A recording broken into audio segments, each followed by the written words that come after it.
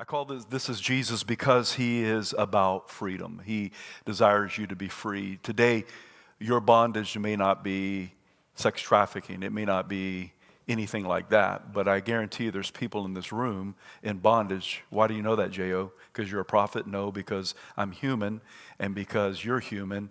And I've worked with people in ministry for over 31 years. In 1886, there was a beautiful statue dedicated to liberty, Miss Liberty.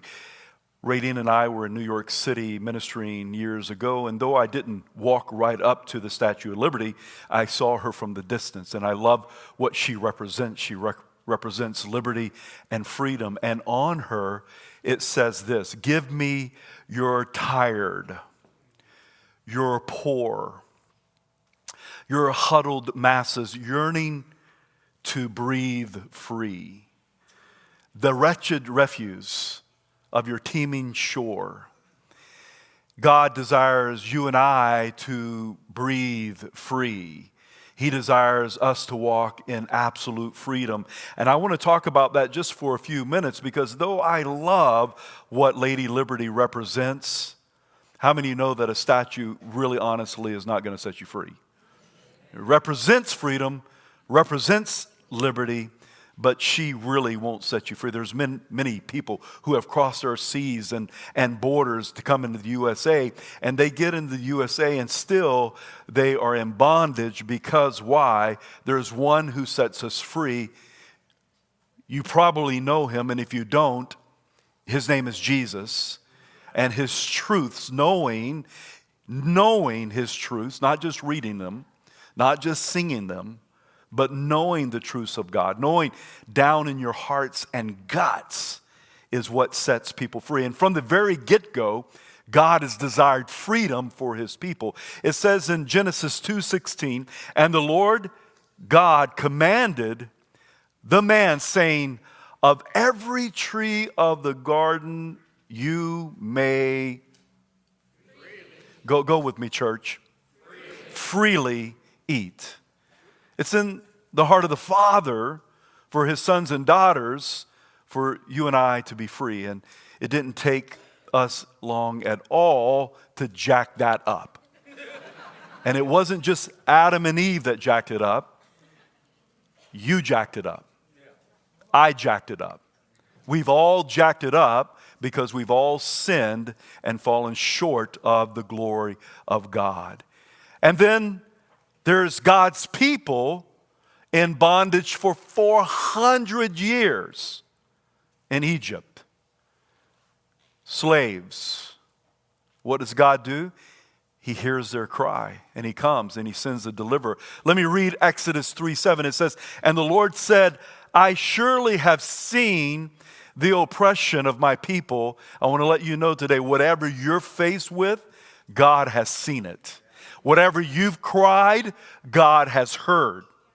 And he goes on to say, "Oppression of my people who are in Egypt, and I've heard their cry because of their taskmasters, for I know their sorrows." I love that word "know" because it's yada in the Hebrew, and it means he intimately knows what you and I are faced with and what we go through. And it goes on to say, "And I'm coming down," and he did, and he raised up a great deliverer. And it was really cool because this great deliverer, man, he was a vagabond and a murderer and a fugitive, and he was pulled out of a river. And man, am I Egyptian? Am I slave? Am I rich? Am I poor?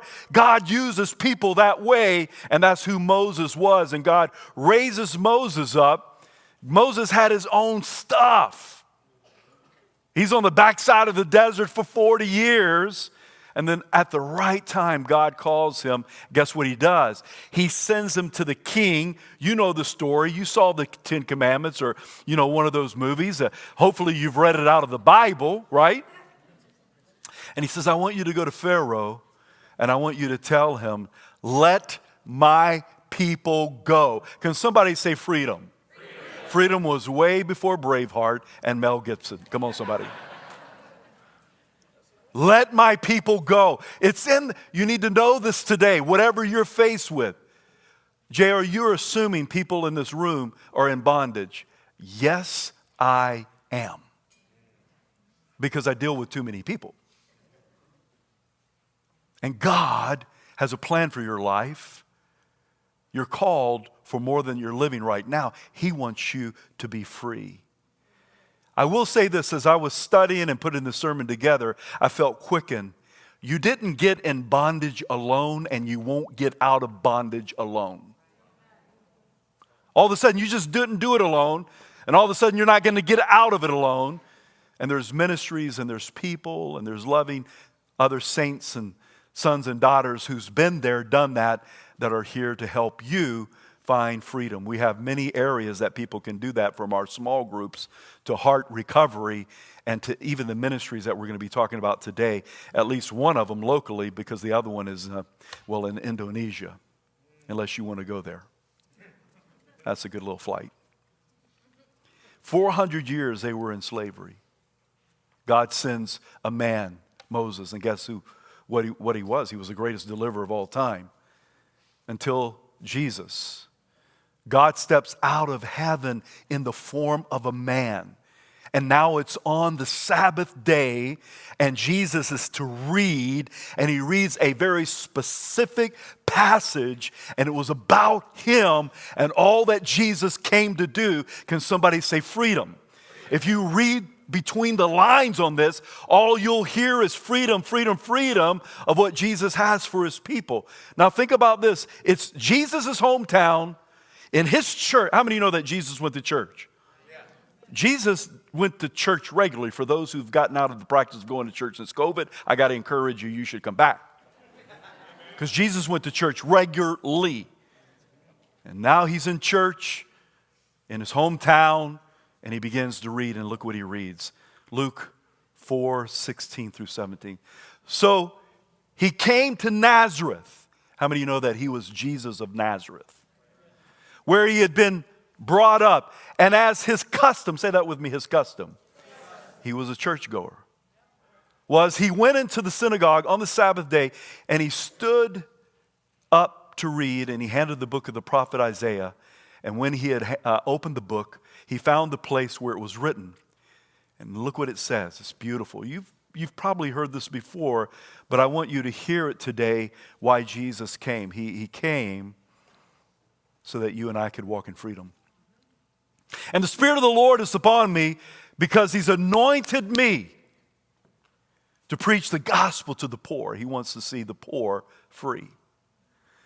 He has sent me to heal the brokenhearted, to proclaim liberty. Will you say that with me, liberty? To who? The captives.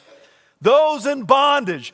All people who are in bondage, you can't always see their jail cells. So many people have invisible chains and invisible cells that they live in, but nevertheless, they're in it, usually right here between their ears. And recovery to the sight of the blind, to set at liberty those who are oppressed, to proclaim the acceptable year of the Lord. Jesus comes to bring good news to the poor.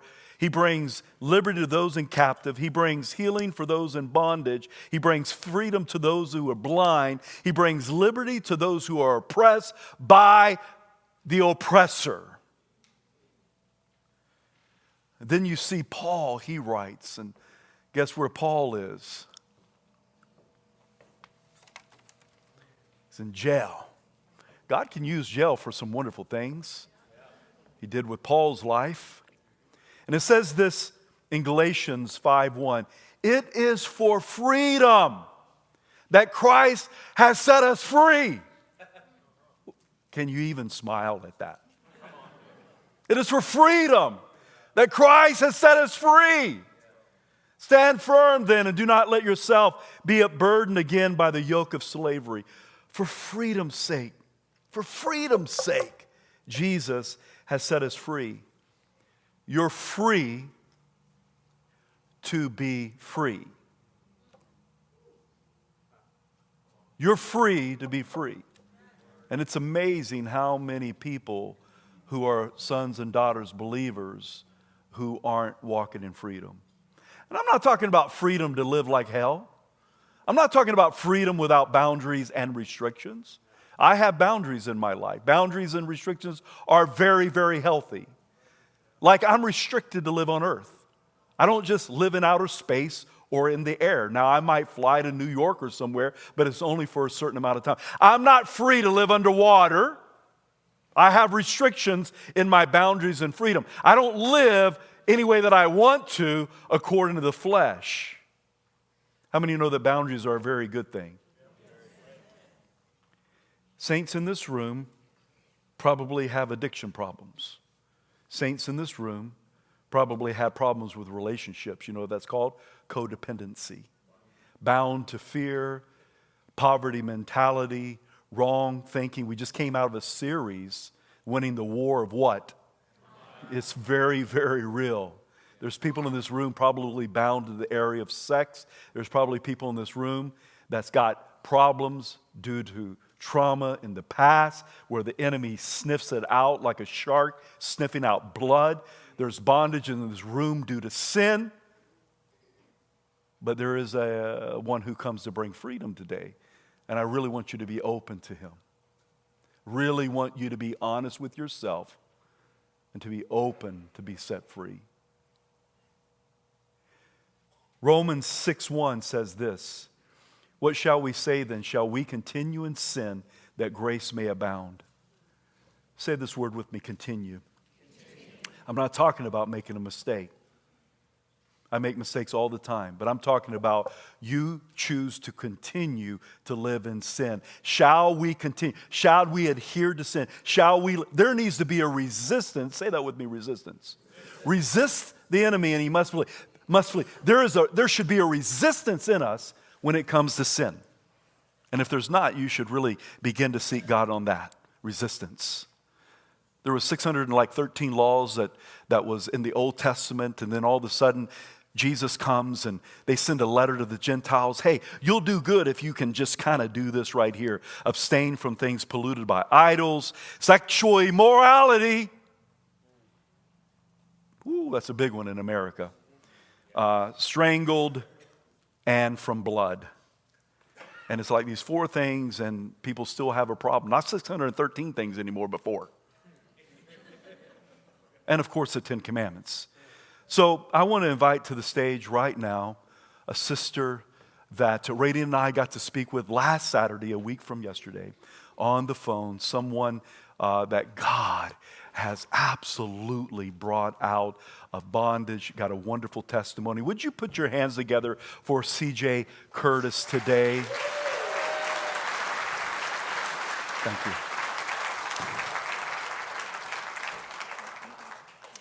Thank you, C.J., for being with us today. Jason is hubby here. Yeah, I love you, bro. Said it last night. I'll say it again. I'll say it next service. I like Jason. Like him a lot. Love him. He rides a Harley. I like Harley riders a lot. I like fast and loud and all that stuff. Oh, yeah. CJ here, after talking to her on the phone, Radiant and I last Saturday, just was really touched by her life, and she sent us like an excerpt of her life that's going to be in a book, and we read that and it was like, whoa, what she's been through, and I'm so thankful, your bravery and your willingness to come, and may I just ask you a few questions today? Yeah, for sure.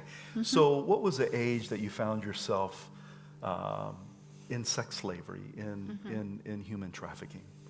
Yeah, I was actually 13 when I was, taken from my home, in a sense. But I think it definitely started well before that, just my grooming into that life between the dysfunction in my family and at home. I was exposed to so much, and so much more than any child should have to be exposed to.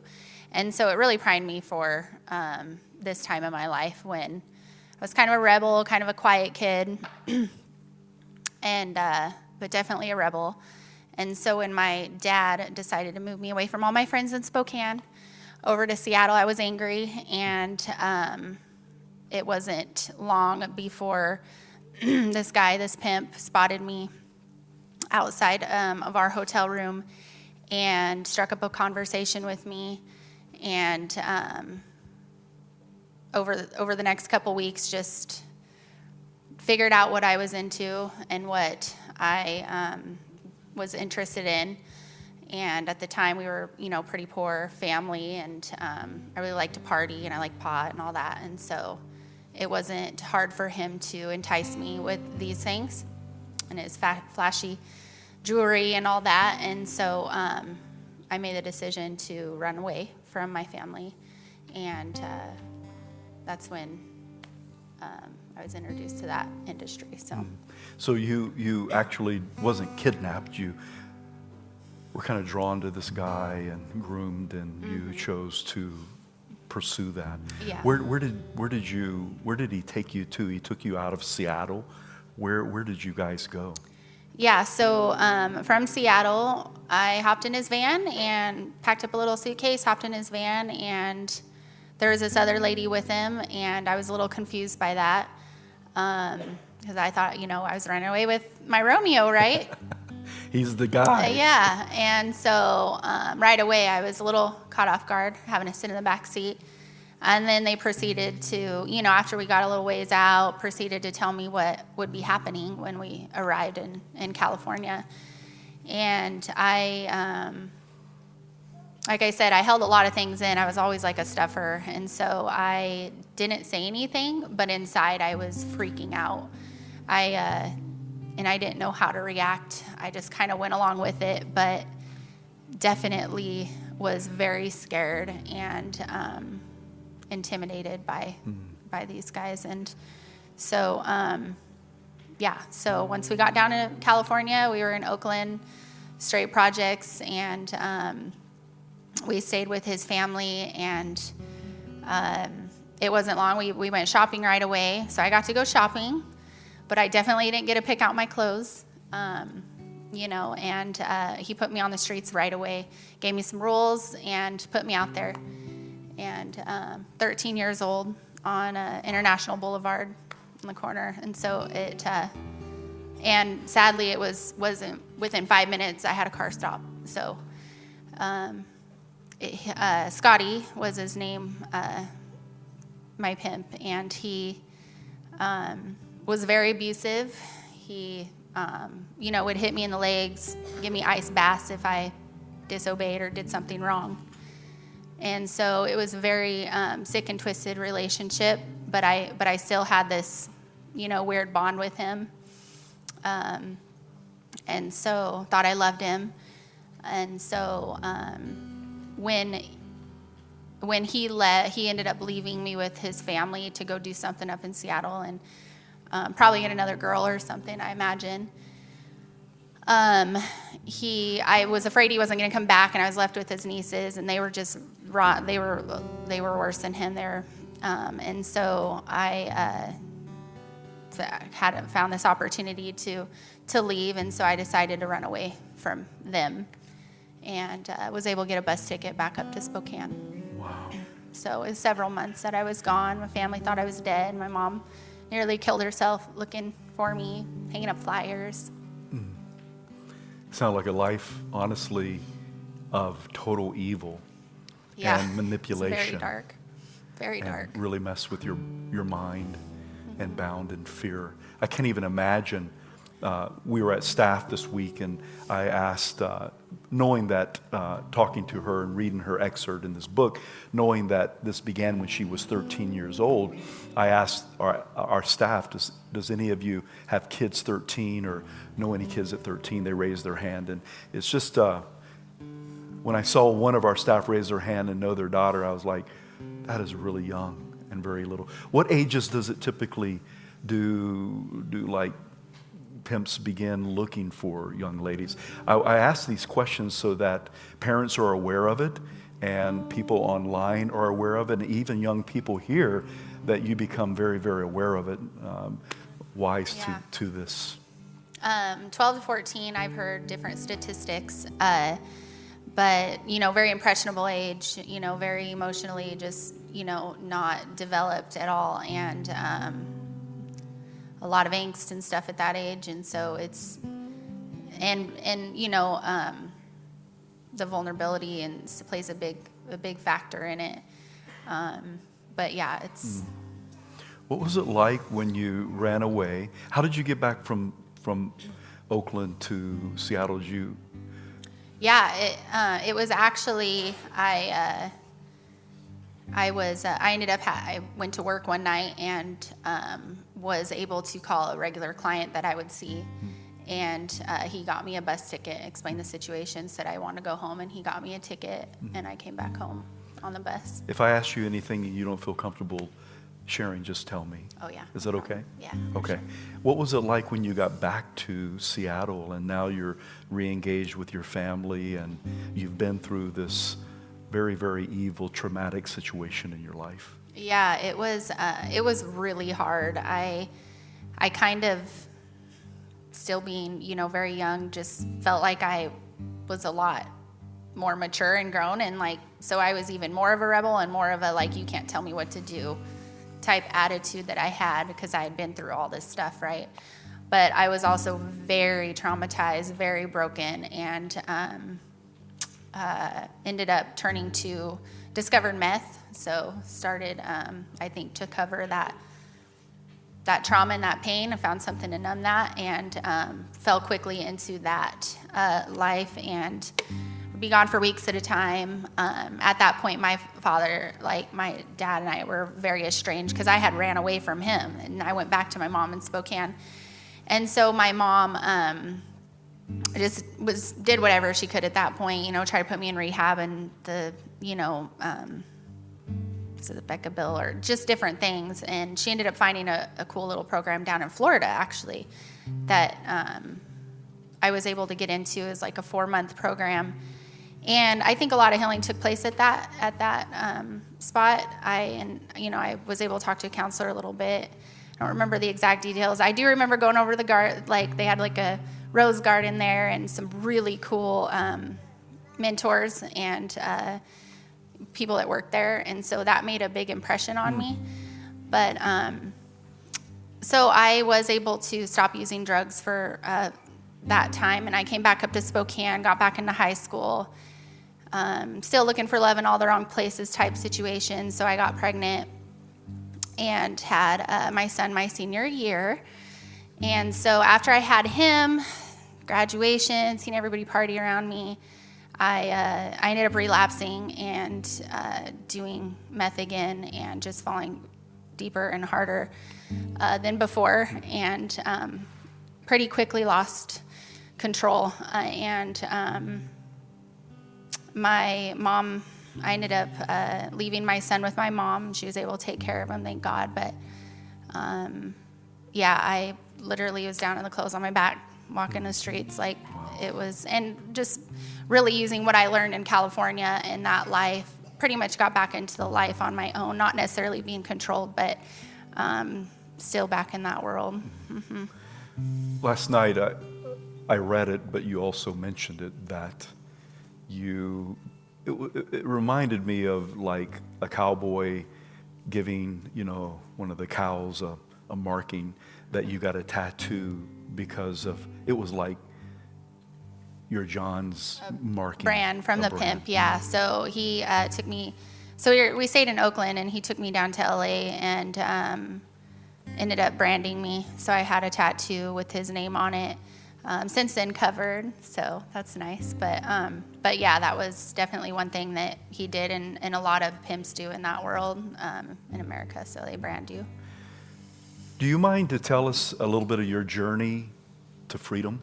Yes. Because this is what this is all about today. Yeah, absolutely. I think it's important for people to know people's stories so that they realize the beauty of the freedom. Yeah, But yeah. talk to us about your journey. Oh man, definitely my favorite part of the story. I was, like I said, on the streets, clothes on my back, literally nothing, and ended up crying out to God. I remember I was on the Maple Street Bridge, and at that point I had, definitely God's hand was all over my story and my life. between my grandma taking me to church, I never really followed God. I was probably one of the kids that raised their hands a few times in that period, but definitely not following God. And so when I cried out, I was just so lost. And I just remember just screaming like, God, if you're real, like something has to give, like something has to happen. I can't live like this.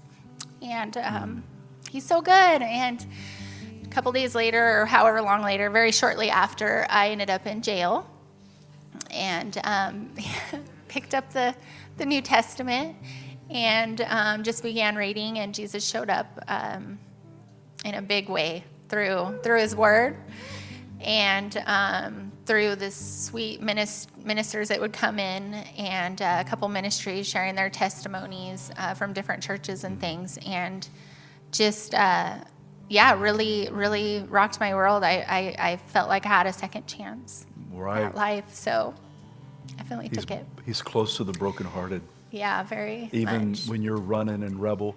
He loves to use rebels, doesn't he?